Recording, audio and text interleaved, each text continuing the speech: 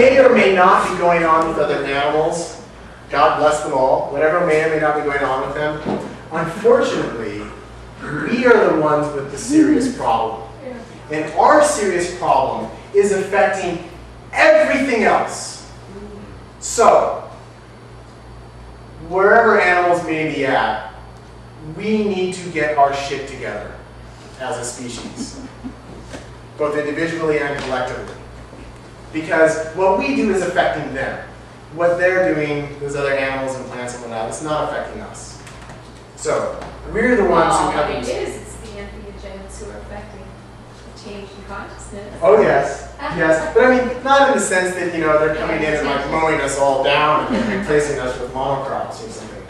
You know, that's not happening. I was just suggesting a partnership. Yes. Well, we are definitely in a symbiotic relationship. I mean, for example, it's no accident that we are DMT beings and that DMT is like in all these plants everywhere in nature. I mean, it's not an accident. You know, we are in a symbiotic relationship with the other living beings on this planet. We're actually one being, right? We are one being.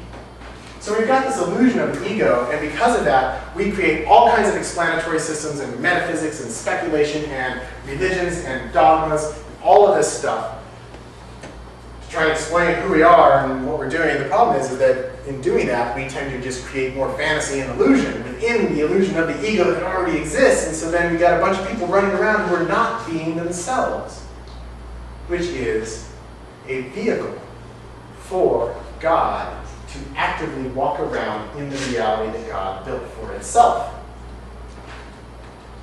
Because, you know, that's a pretty tall order. You have your own perspective. You have a perspective that you experience as yours, but in truth, all perspectives are God's perspectives. The multiverse of perspectives is the one universe that is God. God is experiencing all of these perspectives simultaneously. That is the multiverse. So, yes, you have your own perspective. There is no way you have your own reality.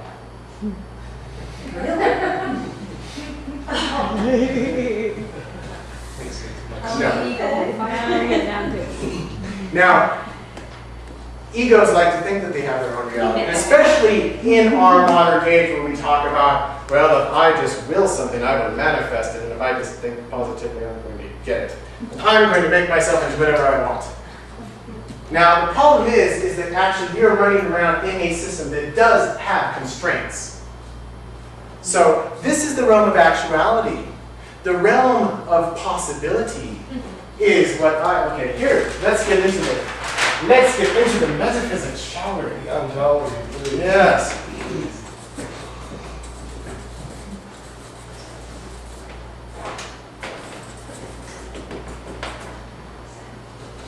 Okay. Everything is reality. So, you know, don't let my terms confuse you. But on the one hand, we have divine imagination. On the other hand, we have what is actually happening right here, right now. This is reality. This is happening. Okay. Divine imagination. How does the divine imagination work? Okay, who defines reality? Experience defines reality.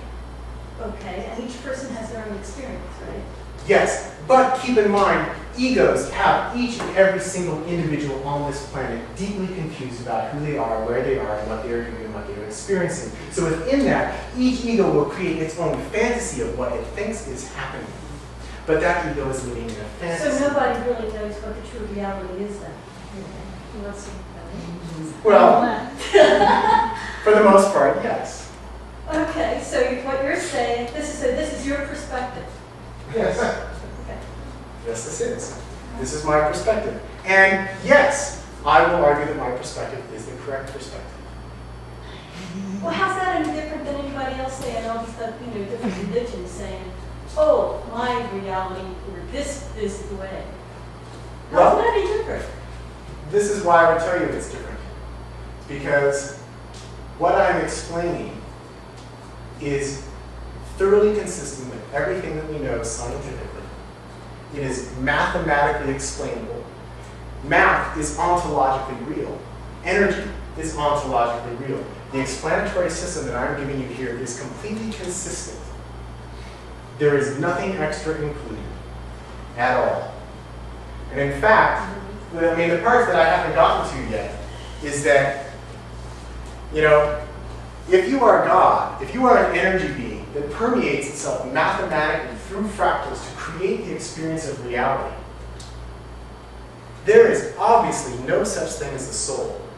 There is obviously no such thing as reincarnation. There is obviously no such thing as sin. There is obviously no such thing as salvation. There is obviously no such thing as heaven or hell at all. Why? Because you are already God. You are already in God. You are experiencing God right now. This is it. There is nothing more that needs explanation. Any idea of a soul is pure fantasy. You are God walking around in a body. What do you need a soul for? What do you need to be enlightened for? Why do you need to cleanse your karma? You are God in a body. You are every living being that exists right now and that has ever existed and that will ever exist anywhere. Why do you need any of that religious bullshit? You do not need any of it. It is a fantasy created by egos to pacify themselves in trying to make sense of the very complex illusion in which they find themselves.